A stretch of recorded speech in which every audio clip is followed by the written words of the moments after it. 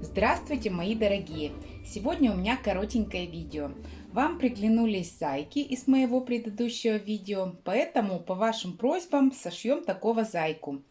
Его можно сшить на машинке или на руках, из джинсовой ткани или из какой-то другой ткани, из искусственного или даже натурального меха, швами наружу, как в этом случае, или швами внутрь, у кого как разыграется фантазия. Выкройки, как вы видите, у меня хранятся достаточно упорядоченно. Сейчас найду выкройку зайца.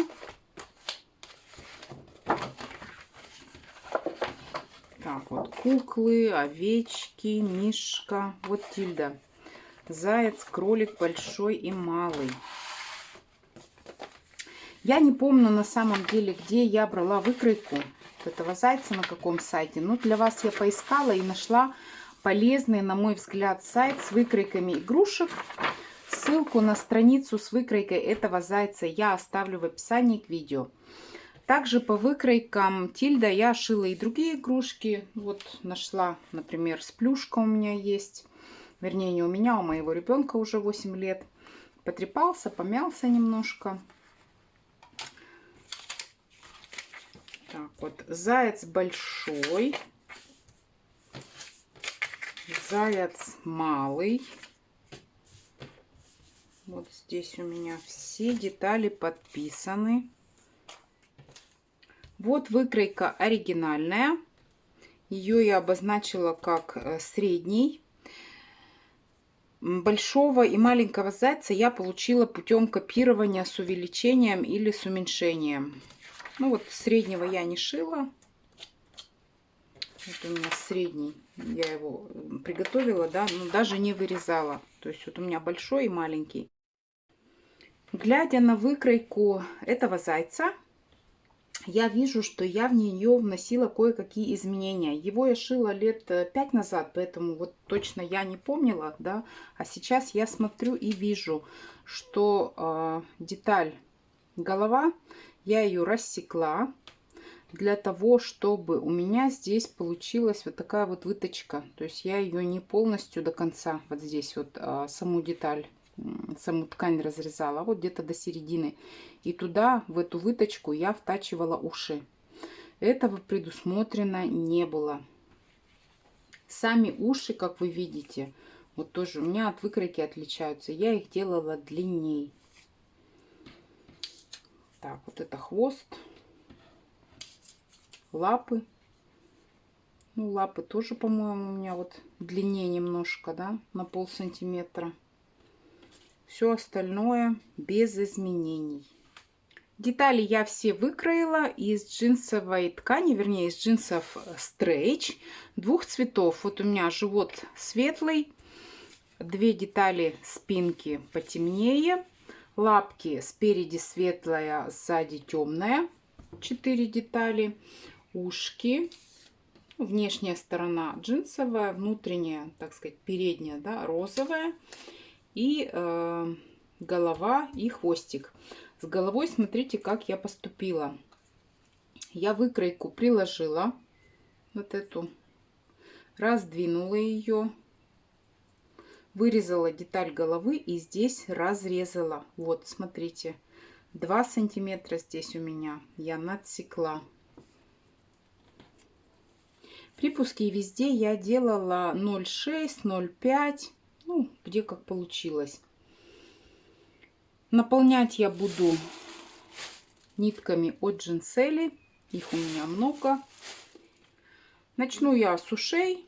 Вот лицом к лицу складываем детали и стачиваем их вот отсюда и до сюда. Оставляем открытые участки, чтобы можно было их вывернуть. Уголки здесь надо будет срезать. И здесь сделать насечки в местах скруплений, ну, чтобы ушки плавненько легли, да, когда мы их вывернем.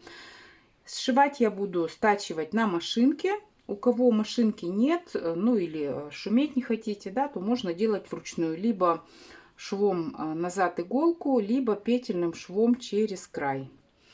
Ну, объяснять уже, как собирать я не буду. В общем-то, тут ничего сложного нет. Я просто буду собирать и показывать.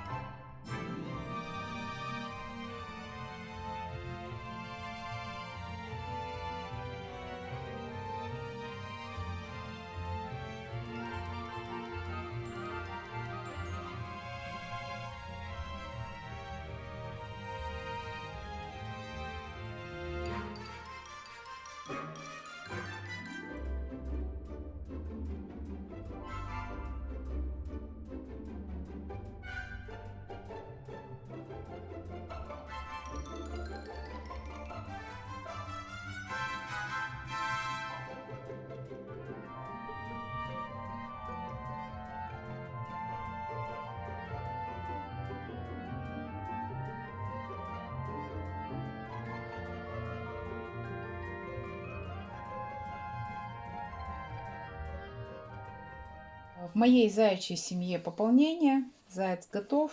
Вот так это получилось. Ну, в общем-то, как и все остальные. Носик я сделала вот так же, как у других, примитивно нитками. Вот так вот гладью вышила. И глазки. Вы, конечно, можете сделать, как вам хочется. И носик, и глазки, может быть, бусинки. И лапки, может быть, не вручную пришивать, а вот в этот шов. Ну, я так не люблю. Мне кажется, вот когда так пришиваешь, лапки более объемные здесь, в этом месте. Ну что, на этом я буду прощаться. Шейте зайцев, дарите. Всем желаю хорошего настроения. До свидания.